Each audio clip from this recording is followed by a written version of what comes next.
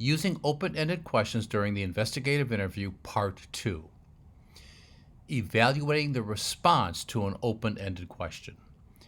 When relating an incident such as being the victim of a robbery or an assault, the truthful account almost always contains 3 parts. The account will start off with an introduction that sets the stage for the main event. The second portion will be the incident itself, and the final stage will be the epilogue, in which the subject explains what he or she did after the incident and how the incident affected them emotionally.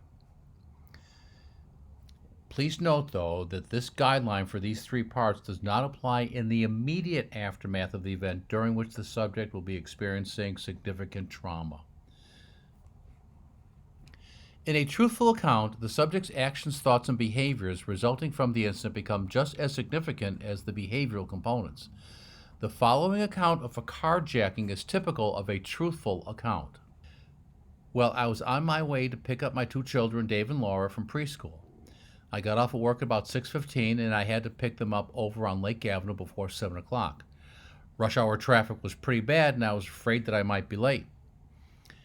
I was late picking the kids up last Tuesday, and the teacher gave me a hard time about that, so I decided to take a shortcut through the neighborhood off of Lombard.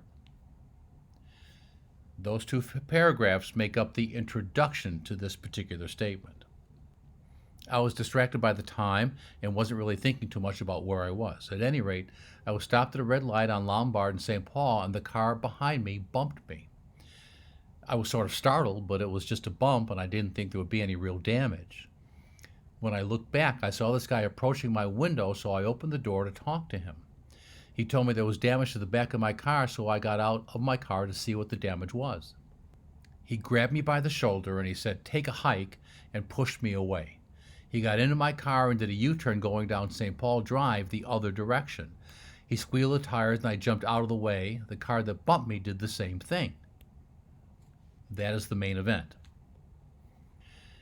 This whole thing happened in just a matter of seconds. I mean, I feel like such a fool. I mean, I've read about carjackings, but I didn't think it would ever happen to me, I wasn't physically hurt, but was sort of in a daze, and there I was in the middle of an unfamiliar neighborhood. I wasn't sure what to do.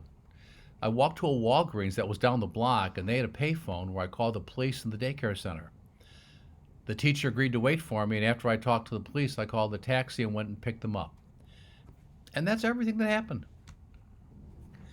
A deceptive account often does not contain these 3 segments. The deceptive subject, who does not want to lie unnecessarily, may provide an introduction and a main event, pretty sketchy on the epilogue or the aftermath of, in fact, a non-existent event. It is also suspicious when the amount of detail varies from one segment to the next. For example, if a victim spends 90% of the response offering a detailed explanation of the introduction, and then glosses over the main event, clearly this would be suspicious. Contrast the earlier truthful response to this fabricated statement. Well, I was on my way to pick up my children from daycare and decided to take a shortcut off of Lombard down to St. Paul. As you know, that's a pretty bad neighborhood, and when I was stopped at a light, I thought I felt a jolt like someone hit me from behind. And this guy comes out and grabs me and pulls me out of the car and jumps in and drives away. It all happened so fast, I didn't get a good look at him. That's pretty much everything. Indications of truthfulness. In addition to evaluating the segments of a subject's response to an initial open-ended question, the investigator should listen for the following indications of truthfulness. Similar detail throughout the account. Depending on the significance and recency of the event, along with the person's background, education, and communication skills, some individuals will include much more detail within an account than others might. However, if the account is factual, there will be similar detail throughout the full story. Out-of-sequence information. Memories are not stored in real time the way a video camera records images. Rather, we have primary memories that may stimulate secondary memories. These less important memories may occur to the subject out of sequence within the account that they are relating to us. The fact that the subject includes out-of-sequence information offers support for the statement being derived from factual recall. In the first account of the previous carjacking incident, The statement about being late to pick up the kids last Tuesday is out of sequence. The subject decided to include the information in her account because it was factual. Guilty suspects typically do not lie unnecessarily during a response to the investigator's question. Expressions of thoughts and emotions.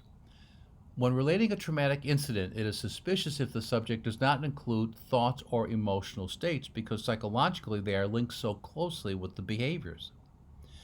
The truthful account of the carjacking incident includes a number of such thoughts, including, I didn't think there would be any damage, I felt like a fool, I was sort of in a daze. Indications of deception. Conversely, when evaluating segments of the subject's response to an initial open-ended question, the investigator should listen for the following indications of deception. Varying levels of detail. The investigator should be suspicious that an account may be deceptive if it contains a great deal of detail leading up to the main incident, but the description of the main incident lacks the same level of detail. Similarly, if the introduction and epilogue are very sketchy, but the subject offers a very detailed explanation of the main event, that might be viewed suspiciously as well. In either instance, there's an inconsistency of the amount of detail through the story. Perfect chronology within the account. When an account goes from A to Z without ever skipping back in time, it's going to be somewhat suspicious. It certainly may be an indication of a rehearsed story. The absence of out-of-sequence information suggests that the subject is not relying on normal patterns of recall.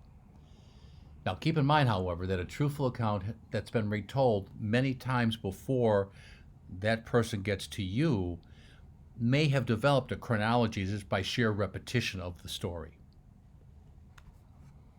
The absence of thoughts or emotions.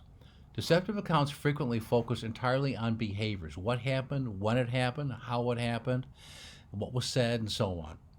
Because the account is fabricated and the individual did not experience the event, these reported behaviors occur in isolation from the normal process of experiencing thoughts or emotions, and as a result, the subject fails to express them as they relate the story.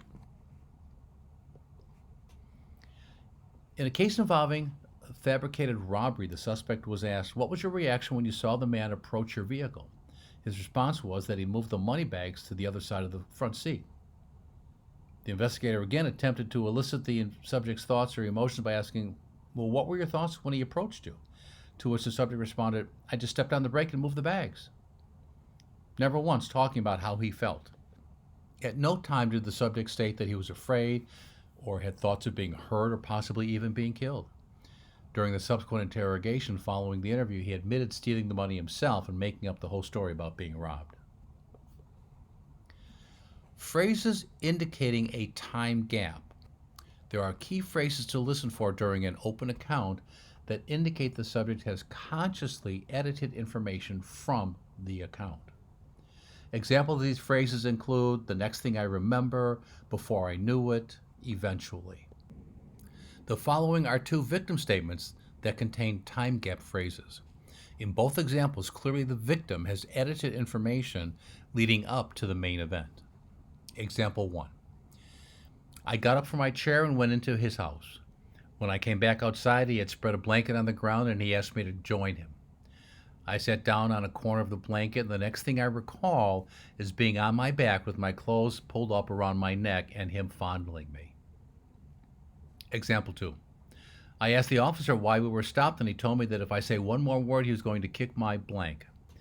I said I was sorry, I was just asking. The next thing I knew, I was on the ground getting kicked. In both of these accounts, common sense would suggest that the precipitations for these attacks were omitted from the narrative. Now, this does not necessarily mean they are fabricated accounts, but rather that the victim chose not to include the events immediately leading up to the alleged sexual assault or police beating. The omission may have been because of embarrassment or shame, which may indicate possible truthfulness, or perhaps because the victim was responsible for the action, which may negate the claim. The point is, time gap phrases help direct the investigator's attention to a portion of the account that requires clarification with additional questions. Clarifying the open account. Once the subject has completed his response to the initial open-ended question, the investigator should go back and ask clarifying questions. The following list can be used as a guide to help direct the interviewer to those areas that require further clarification: sketchy details, illogical or unexplained behavior, time gaps, implied action phrases, people not identified, such as "we went to the mall," conversations, "I was on the phone for a while," qualifying phrases, "I believe," "I think," "as far as I can recall." Clarifying questions are open-ended questions that can be divided into three categories: questions that elicit more information, questions that seek an explanation for events, and questions that develop information about the subject's feelings or thoughts. The first category of questions are designed to elicit further information within a section of the subject's account. For example, please tell me more about the man who approached your car. Please describe the vehicle that hit you. What did you do after they drove away? Tell me more about the movie. The second category of clarifying questions seeks an explanation for events. For example, could you explain more fully why you were in that neighborhood? Why did you initially get out of your car? Why did you decide to go to that movie? And the final category of clarifying questions develops information about the subject's feelings or thoughts. For example, what was your first reaction when you saw the man approach you? How did you feel toward the man who stole your car? With whom have you discussed this incident? After the investigator has asked a series of clarifying questions and the subject has volunteered all the information that apparently they're going to, the investigator should ask a number of direct questions to develop details of the event or situation that were not included in the subject's response to the original open-ended question. For more information on the use of open-ended questions, we recommend our book, Criminal Interrogation and Confessions. And if you're interested in learning more about the interview process and the interrogation process, we have a full list of our training programs on our website at reid.com. Thank you very much for taking a few minutes to view this video presentation.